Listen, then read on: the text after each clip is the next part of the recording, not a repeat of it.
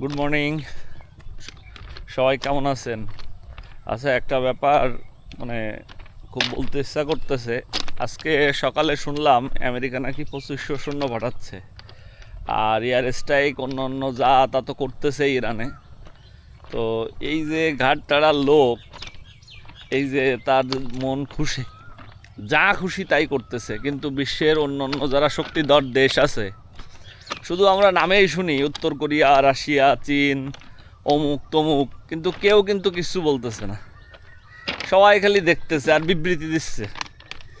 আর জাতিসংঘ তো আছেই, ওর কথা নাই বললাম।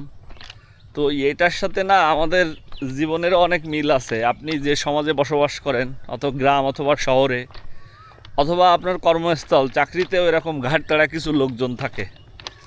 তো তারা হচ্ছে তাদের মতো করে সব কিছু করার চেষ্টা করে। প্রতিবাদ করা তো যায় না, যে প্রতিবাদ করে সেই ক্ষতিগ্রস্ত হয়। আর অন্য অন্য যারা থাকে, আপনার গ্রামের অন্য অন্য যারা সুশীল সমাজ, তারা কিন্তু এর মানে পক্ষেও যায় না, বিপক্ষেও যায় না। ওই তারা শুধু বিবৃতিই দেয়। মনে করেন আপনার পরে আপনার আশেপাশের লোকজন একটা অন্যায় কাজ করলো, আপনার জমি দখল দিল, তো আপনি সালিশ বিচার ডাকবেন, দেখবেন যে সেখানে সব শয়তান বজ্জাত লোকই হাজির হবে, ভালো লোক একজনও আসবে না। ওই ভালো লোক দূরে বসে বিবৃতি দেবে যে না, এটা করা তো ঠিক হয় নাই। তা আপনার ওই কর্মস্থলেও ওই রকম, আপনি যদি ওরকম ঘাট তাড়া কোনো লোকের সাথে আপনার সঙ্গে অন্যায় হচ্ছে, কিন্তু আপনি প্রতিবাদ করলেন, তাহলে আপনারই ক্ষতি হবে। আর পাশের লোকজন ওই বিবৃতিই দেবে, বলবে না এটা তো আপনার সঙ্গে করা ঠিক হয়নি, স্যারেরা তো আপনার সাথে এটা ঠিক করে নাই, হ্যাঁ অমুক তো আসলে এটা ঠিক করে নাই। কিন্তু তার প্রতিবাদ করার জন্য যথা উপযুক্ত যে ব্যবস্থা গ্রহণ, এটা কিন্তু করবে না। তো ইরানের ক্ষেত্রেও সেই একই কাজ হচ্ছে, সবাই বিবৃতি দিচ্ছে, যুদ্ধ ওই দেশে হচ্ছে, আলটিমেটলি প্রভাব কিন্তু সবার উপরে পড়তেছে।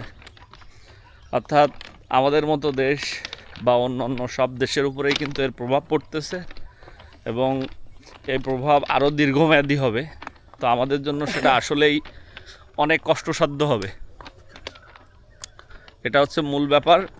তো আমাদের সমাজেও আসলে উচিত অন্যায়ের বিরুদ্ধে প্রতিবাদ করা, কিন্তু পারতপক্ষে আমরা সেটা করে উঠতে পারি না। আমাদের পারিপার্শ্বিক কারণে, আমাদের পরিবারের কারণে। পরিবার থেকে বলবে যে ওর সাথে হচ্ছে, তোমার কি, তুমি কেন ওই ঝামেলায় জড়াবা? কিন্তু ওই ঝামেলাটা যে একটা সময় আমার ঘরেও এসে পড়তে পারে, এটা আমরা চিন্তা করি না।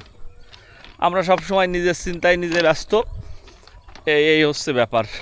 তো আসুন আমরা সবাই মিলে যেখানে অন্যায় হবে সেখানে প্রতিরোধ গড়ে তুলব, এই প্রত্যাশা সবার কাছে থাকবে।